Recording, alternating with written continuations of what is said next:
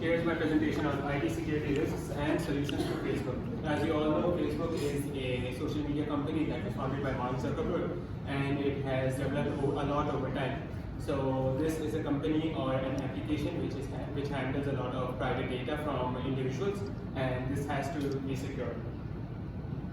So starting off, I'll be identifying the types of security risks to organizations. Well, you might know, starting off with phishing. It is one of the essential means of cyber criminals in hacking a system. Trickery is the primary element of phishing. Digital attackers craft email blasts that make it appear as though it originated from a legitimate source. Unknowingly clicking through these attachments or links can infect. Then next we come to ransomware. Ransomware is a digital extortion, a form of malware that hackers execute and encrypt to perfection once they have established a presence in your network. They steal vital corporate data or sensitive personal information of clients and then threaten the victim organizations to compromise this data unless the company pays a ransom. Then next we come to distributed denial of service, which is DDoS. So this disruption of a website is the primary goal when they deploy distributed denial of service or DDoS. In a nutshell, they swarm a target network with artificial requests to overload the system in a way that will trigger its malfunction. Then next we come to cryptojacking. Well, cryptojacking is the unauthorized use of someone else's computer to mine cryptocurrency. Hackers usually trick the victim into clicking on a malicious email link which loads crypto mining code on the computer, or by infecting a website or online ad with the code that auto-executes once loaded in the victim's browser. Then next we come to APT, which stands for Advanced Persistent Threats. Well, APT, cybercriminals that conduct APT want to play the long game when hacking an organization. They move stealthily and in detailed coordination to infiltrate a computer network, finding entry and exit points that will allow them to remain undetected. Once inside an enterprise, they snoop around, install custom malicious code, and gather vital data and sensitive information. Now, coming to the next one, I will be taking a look at the potential impact on the organization. Okay, so coming to the potential impact on Facebook as an organization, it is going to result in operational loss. So, operational loss refers to the damages of the operating capability of an organization. This includes a loss of manufacturing output, service availability, and service data. Then next we come to financial loss. Financial losses refer to damages to the wealth of an organization. This includes organizational losses, compensation, and legal fees. Next we have reputational loss.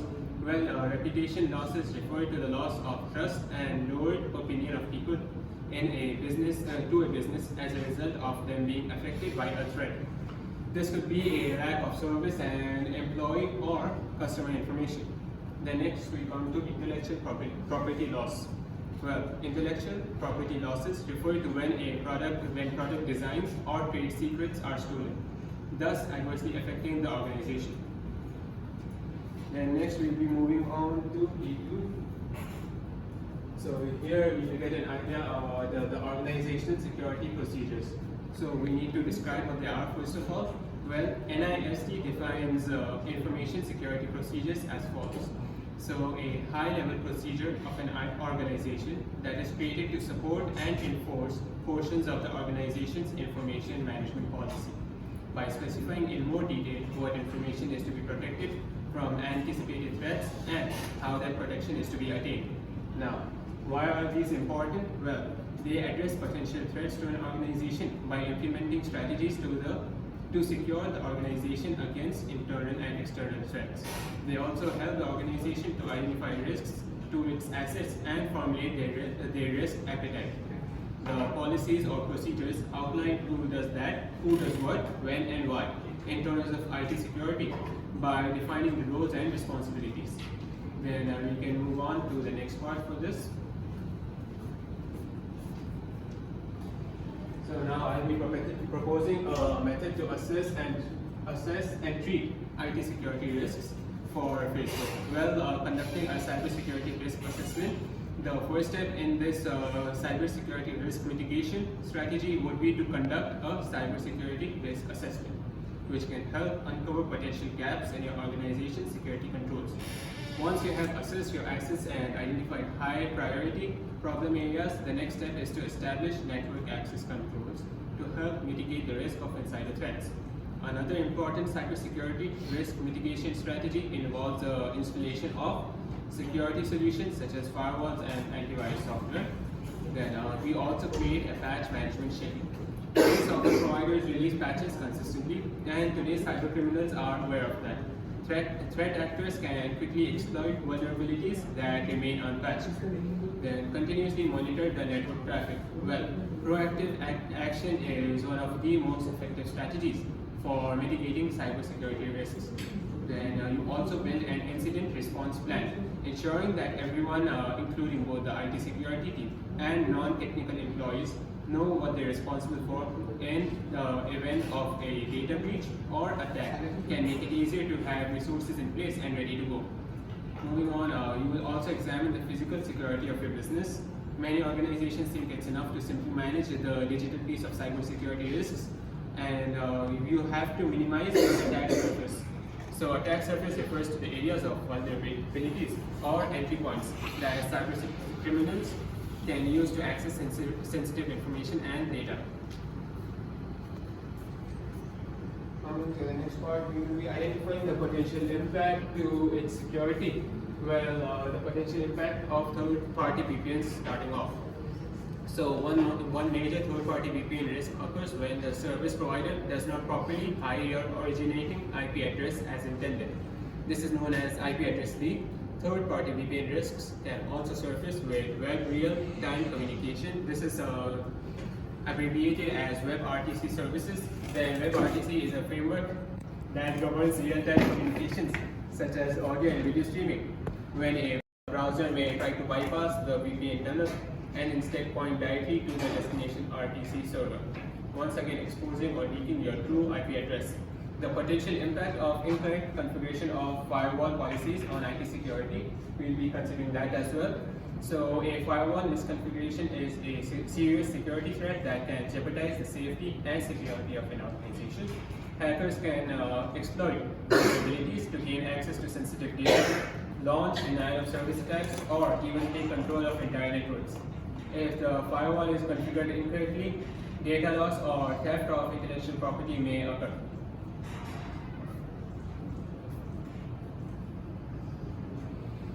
Then next we will be taking a look at how implementing certain things in the network can help improve network security. Starting off, we'll be taking a look at implementing a DMZ.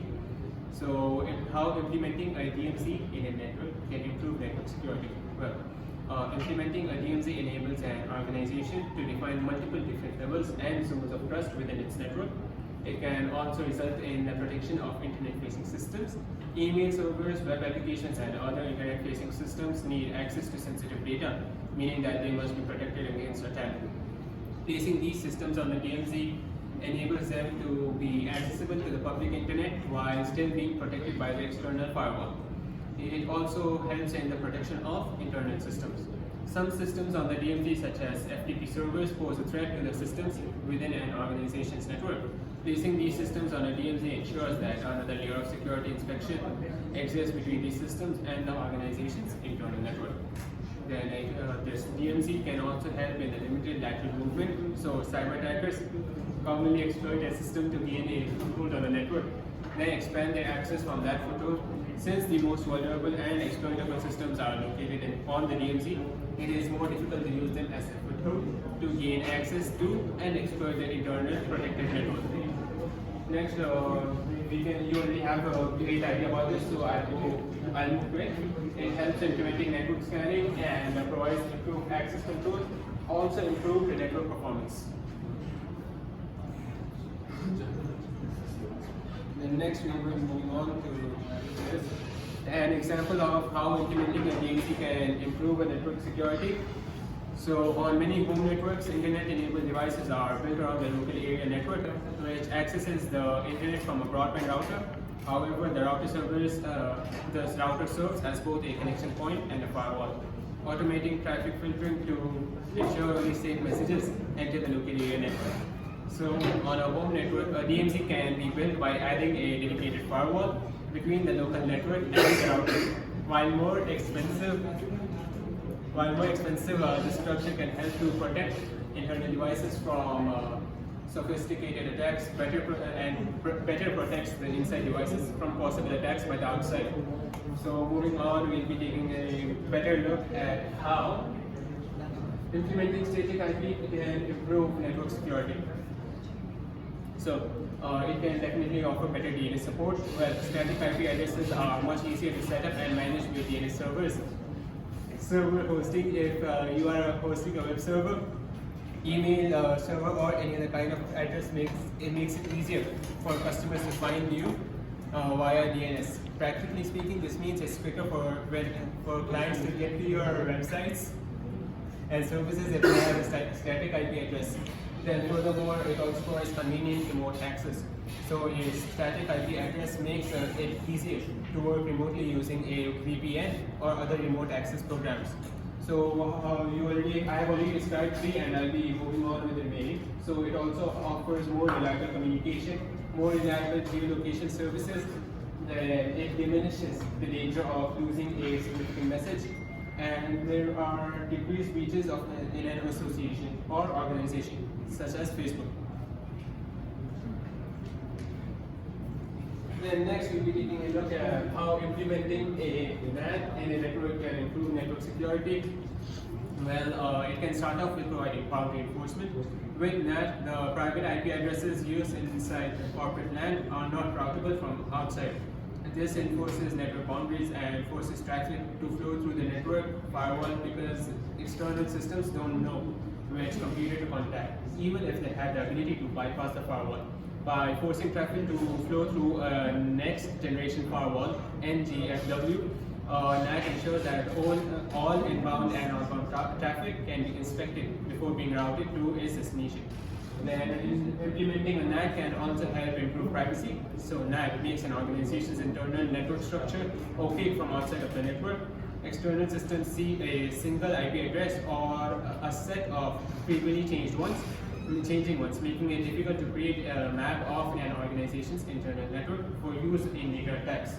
I also have an example for this. I'll say the example as well. So we have an example. I was supposed to, it could be better explained with an image, but of course not an issue. So you will have one router sending data to another, sending data packets to the NAT, enable gateway router of the network for further communication. It can be done for both Facebook's organization or home install. And if certain people move their heads, I could discuss better. So the gateway router learns the source IP address of the packet and looks up in the table whether the packet meets the condition for translation. The gateway router maintains an access control or list or ACL, which locates the authentic host for the internal network translation purpose. Okay, that's all. Then I'll be coming to the next part, which is discuss the 3 benefits to implement network monitoring systems with sophisticated different monitoring systems with supporting reasons. So of course we have staying ahead of outages, fixing issues faster, gaining immediate ROI or return on investment, then manage growing changing networks, identifying security threats, and justifying equipment upgrades. So we'll be taking a look at the physical and virtual security measures that are recommended for Facebook. So among the physical security measures, we are going to include set up surveillance, protect the portables, pick up the backups, then protect your printers and disable the drives. Among the virtual ones, I have recommended connection policies and address validation, secure gateway access between networks, and connection access control. If you need for this explanation for any point, sure. What are the IT security risks For your organization? Yeah. For Facebook, I already mentioned it could include phishing, ransomware, distributed denial of service, cryptojacking, and APT, which stands for Advanced Persistent Threats. What is cryptojacking? Cryptojacking is by sending a link for a cryptocurrency, and using that you'll be accessing the software or hacking the software of the other device. Okay, how can you control phishing? Can you control phishing? Well, be careful about the emails you open. Use security features for the email you open, and then only open emails from authentic services. Thank you.